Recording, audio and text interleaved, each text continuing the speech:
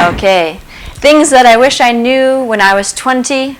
My name is Rebecca, and I'm here to share a little bit about what I wish I knew about love and relationships when I was 20 years old.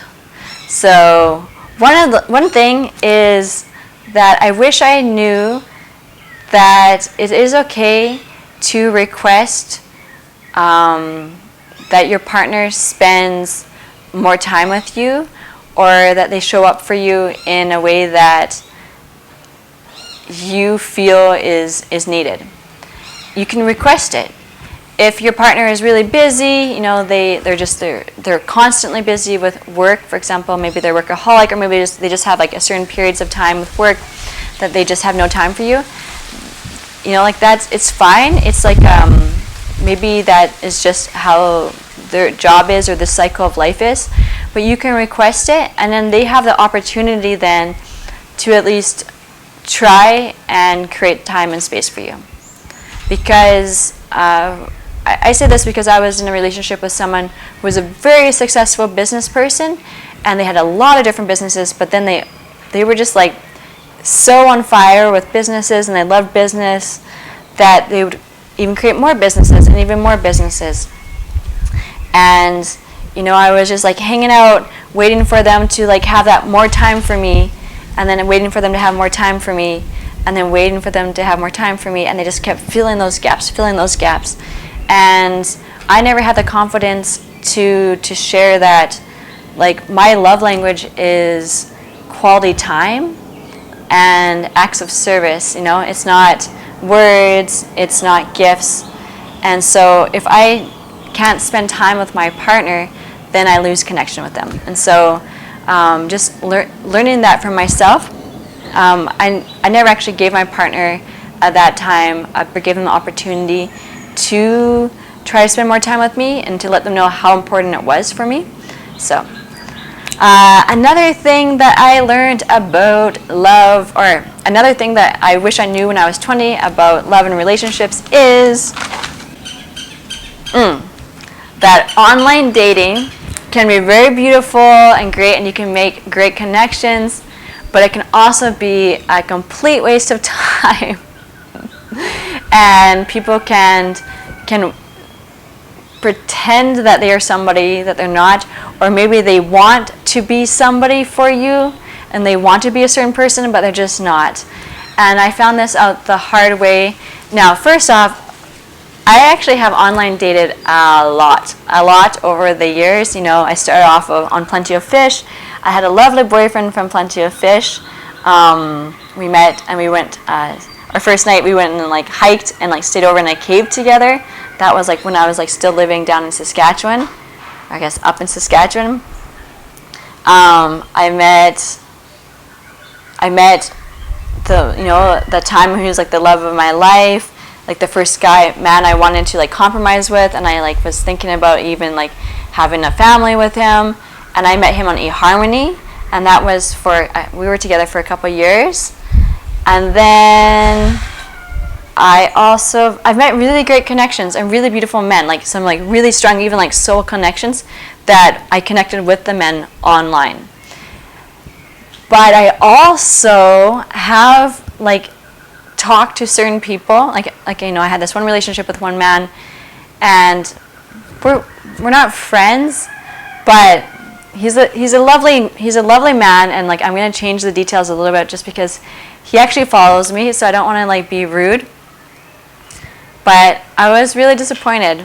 I was really disappointed when I flew out to meet him, and so I went to like another country to meet him, and you know, he told me that he liked camping and riding bike and surfing and dancing. Well, he was like, wasn't a super confident dancer, but he started dance lessons when we started chatting, and I actually got to see that one of his last dance classes. And yeah, he lived in this one part of the island, and you know, he's like this doctor, and he's like very like he was handsome, and yeah, he was just like this really nice guy, and I really liked him, and I was really excited to meet him. So I invested in a trip to go out and meet him. And when I met him, he just wasn't who he had presented necessarily.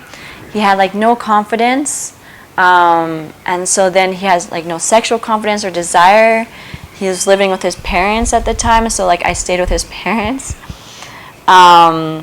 He had no bicycle. We went and got a tent together. For someone who liked camping, he never like had any camping stuff. We went surfing, and the surf instructor was like laughing at him, because it's just like he actually has like bad knees, so like he actually wasn't that into like physical fitness and stuff, and he couldn't go hiking with me, and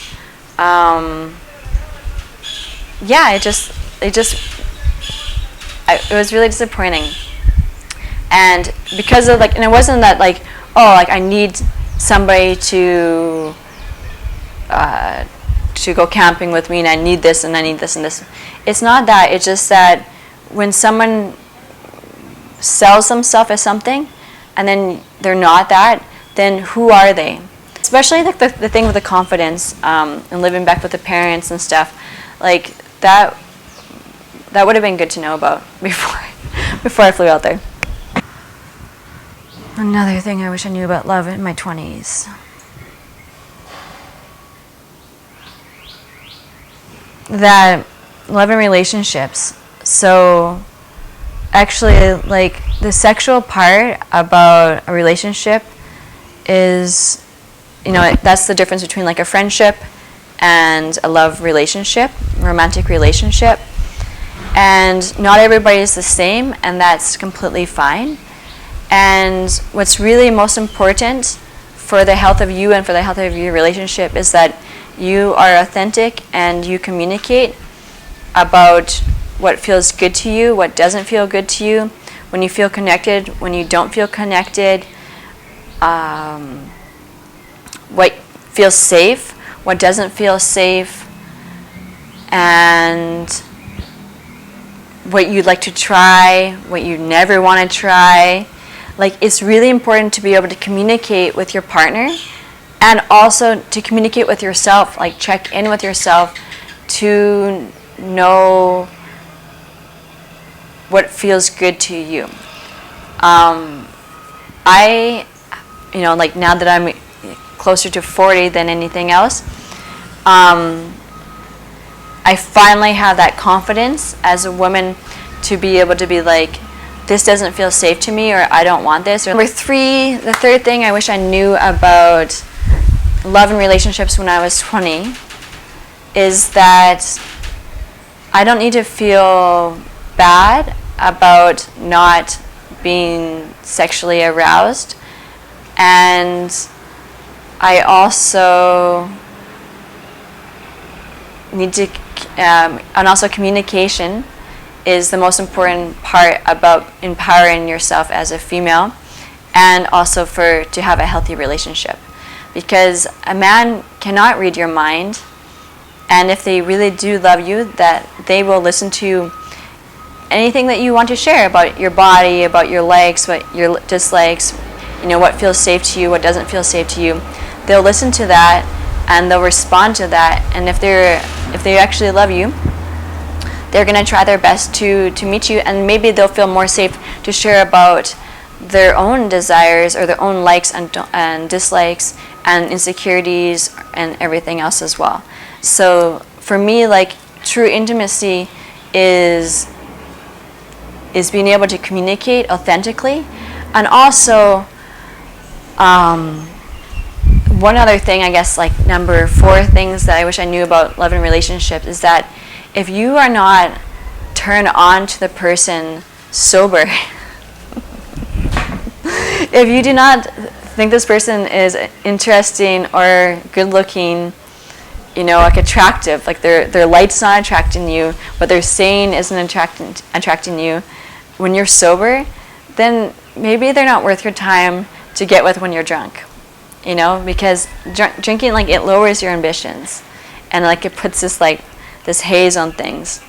And there's so many people that you can attract that's on your level, and if you aren't attracting people on your level, then maybe you need to level up.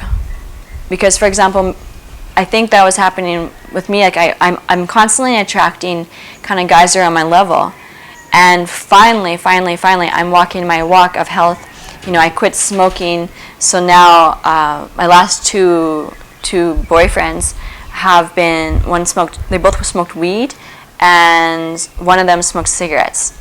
And that daily weed smoking and smoking cigarettes is like, really, it's just not who I want to date. So it's just like, for me, you know, my personal, you know, just everyone has to, it's not like I'm anti weed smokers or anything as people. I just don't want that as my partner. So, because I also once upon a time was a daily weed smoker. And I know who I was in that moment, why I used weed, and yeah, what was going on in my consciousness when I was using the weed all the time. And I have overcome that. I'm at another vibration. So now I'm looking for, you know, like a very like health conscious person who just isn't health conscious because like they feel like they need to push it on anybody else, but they just love feeling healthy. It's just natural for them to want to naturally feel healthy, and so they make healthy choices, and they enjoy it, and they enjoy cooking healthy, and they enjoy doing fun things and exercise and dancing, and they love their body, and like, you know, there's just like all these things that who I am now is like who I'm going to attract next, and I'm really fucking excited about that. So yeah, those are 3 or 4 things that I wish I would have known about love and relationships when I was 20. Is mostly about like communication and knowing your worth. You know, like that men aren't mind readers. So even if you don't want, if you know, like I came from like a people pleasing type of personality, I guess. You know, I can keep the peace and I can go with the flow. But if I'm doing things or living my life in a way that's not authentic to me, then I'll start to lose the fun of things. I'll start to lose the zest for life and maybe feel more trapped or just lose interest or just not feel that good. Lose my mojo. And like the reason that the partner or the people like were attracted to me in the first place is because I was full of mojo, just living my life, being super independent, doing whatever I want. And so I gotta keep that element of me for the person who I want to keep attracting in for the long term, and to keep you know, me being attracted to me, because also it's like a reflection. How I'm seeing myself and how I feel about myself and my self-love is also going to be a reflection of in how my relationship is in the other person as well. So like when I'm feeling good and I'm feeling happy, then I'm going to feel good and happy in my relationship as well. You know, if that makes any sense, because the whole mirror work thing, it really is like very, very crystal for me. That's how I work. That's how when I see something in somebody else that I don't really like, maybe like 90% of the time, it's something within myself that I can take a little look at. You know, 10% has nothing to do with me, really. You know, like that's just, sometimes you just don't like things that people do. But in a relationship, sometimes there's certain things that just like when I become like really like zone in on something, is actually something that like maybe I should make my dental hygiene better. Yeah, so I hope you learned something. Share any comments or takeaways below. Thank you very much.